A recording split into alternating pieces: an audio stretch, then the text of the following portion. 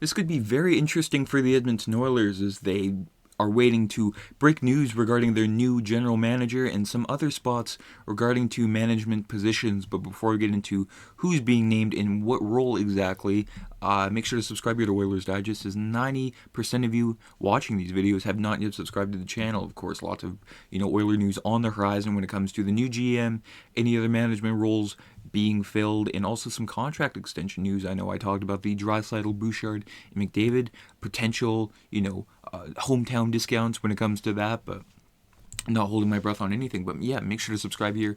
We will cover anything and everything Edmonton Oilers related. And let's just get right into it here. The chair finally being filled. Yes, there is a tweet on Saturday afternoon from Billy Stefan, retired hockey insider, new to Twitter, editor-in-chief on Hockey on the blog for 15 years, and he's been around the game for 45 plus, so he's no spring chicken when it comes to hockey insiders. Of course, he's nailed some Oiler news in the past. Of course, the Jeff Skinner contract, including the 1 year $3 million term, and then the Ryan McLeod contract two off seasons ago. There's a bit of a contract holdout.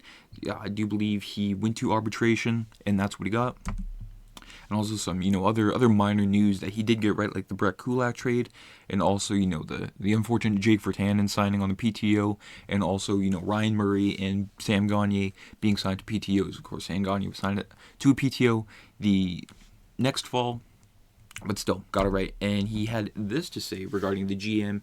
And the senior advisor to the GM says expect the Oilers to name Mark Hunter as their next GM this week, and Stan Bowman still working through his options, but don't be surprised if he comes on as senior advisor to the GM. And there's some replies here that kind of sums up my thoughts and feelings. It says, fine for Hunter, absolutely no need for Bowman in any capacity.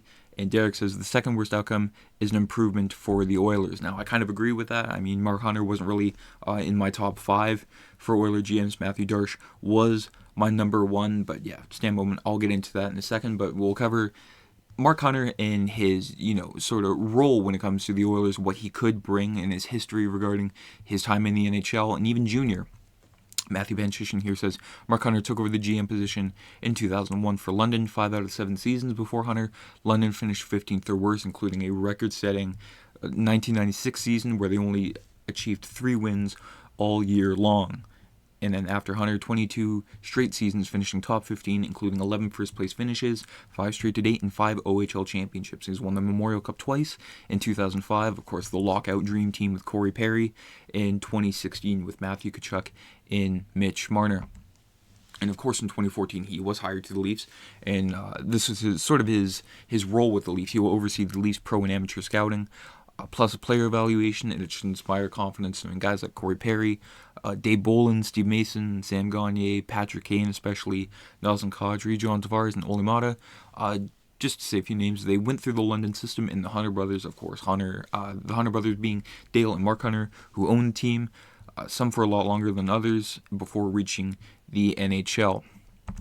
Now, of course, Mark Hunter revered for his drafting, or not for his drafting, I'll get into that in a bit, revered for his, ability to see talent in the OHL, and going in Toronto, everyone was hyped about that.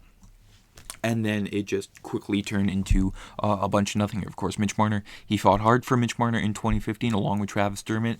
And then after that, just really a whole lot of, a who's who of who are these guys. Of course, he drafted later on there, of course, Dmitry Timashov. He was supposed to be, a big player for the Leafs. Later on, played a few games, didn't really do a whole lot. And then going into 2016 here, his second draft, Austin Matthews fell into his lap with the first overall pick. And again, you got guys like Joseph Woll, Adam Brooks, who was supposed to be really good for the Leafs, didn't really pan into anything. And then his last draft there with the Leafs, again, very disappointing outside of Timothy Liljegren. And then, of course, Hunter going into the Leafs, everyone was stoked. They saw his ability to scout talent in the OHL, and it didn't really translate over well to the NHL. Now with Jeff Jackson, I don't see, Mark Hunter being that poor. Of course, the Oilers have stepped up their drafting game, their scouting and drafting system tremendously well. And I think, sort of Hunter and Jackson will work as a 1-2 punch if he is named as the GM. So I'm not really that worried about that. It's just my only worry about Mark Hunter is his lack of, willing to adapt to the new analytical side of the game. And because, of course, here, the 27 picks the Leafs made with Hunter in the room, only 6 have gone on to become full-time NHL players. Of course, Hunter and Kyle Dubas were the assistant GMs for a short while, but after Lou Lamoriello left. And, yeah, I mean, his track record of drafting, I can't say it enough, wasn't good. Of course, Travis Dermott, Carl Grundstrom, and Joseph Woll being picked outside of the first round. Undrafted free agent Trevor Moore, signed by the Leafs in 2016, rounds out their list of amateur scouting successes at the time. And lastly, here, CEO Jeff Jackson has identified a barren farm system as one of the Oilers' biggest weaknesses. Of course, Stephen Ellis of The Athletic and Daily Faceoff rated the Oilers as one of the worst prospect pools in the NHL, despite, getting guys like Matthew Savoy and Roby Yarvinti from the Ottawa Senators. He's trying to, build the scraps that have, plagued the Oilers. Of course, they're in a win-now mode, so, of course, prospects, they don't think of that down the road, but, he's stocking the cupboards. Continuing here, well, Hunter has shown an eye for talent in the OHL. His NHL draft history is spotty. If the rumors are true, and he is in fact the next general manager of the Oilers, Jackson should hope that the Marner and Hyman acquisitions show Hunter's true ability as a talent evaluator. And of course, he picked up Zach Hyman from the Florida Panthers in exchange for Greg McKegg. Bit of a steal.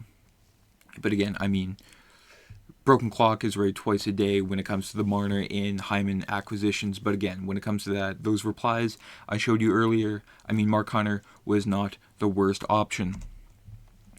And yeah, leading into Bowman, why in a bracket, I have no idea. Like going back here, sorry about that. Going back here, yeah, Stan Bowman still working through his options, but don't be surprised if he comes on as senior advisor to the GM. Now I kind of worry about if you already have Jackson and Hunter, you don't really need a guy like Stan Bowman. Of course, the Oilers kind of make up roles for the 80s guys to come in. Of course, Stan Bowman, not an 80s guy, but still a member of sort of like the quote-unquote hockey old boys club, because, of course, his father, Scotty Bowman. But besides the point, there's no room for Stan Bowman in this Oilers management spot. Not only is he, was a terrible GM, he kind of inherited the team from Dale Talon and won all those cups, and then sort of, kind of tore apart that team, and the Blackhawks are still recovering from that to this day. I mean, Artemi Panarin for Brandon Saad. Yeah, but Stan Bowman, like, even there's a letter here from Sheldon Kennedy. Of course, Sheldon Kennedy's role in hockey, sort of repairing all the controversies that have, gone on over the years. He wrote a letter in support of Stan Bowman. But when it comes to that, I mean, again, no room for Stan in the Oilers management team. If he wants to work elsewhere in hockey, it can't be the NHL. Of course, he was suspended from the NHL for 3 years, but it's also a privilege to work in the NHL. And I think along with, Joel Quenneville and Al McIsaac, once you lose that privilege, it's pretty hard to gain that back. And I don't think he's gained that back in the slightest, and it would just be tremendous fan backlash from the Oilers. Of course, I haven't seen, a majority of Oiler fans excited for the Stan Bowman potential, add to the Oiler room, but I mean, it would just destroy all goodwill that Jeff Jackson has built up throughout the last month through free agency. I mean, this is one of the best summers to be an Oilers fan. Of course, lost in the Stanley Cup final, but any acquisitions, any signings to bolster the team, they got us excited. And then with this news, it kind of, from 100 to 0 real quick. Let me know down in the comments what the Oilers should do. Are you a fan of Mark Hunter? Should they go with someone else? That's pretty much it for today. Have yourselves a great day. I'm Matt.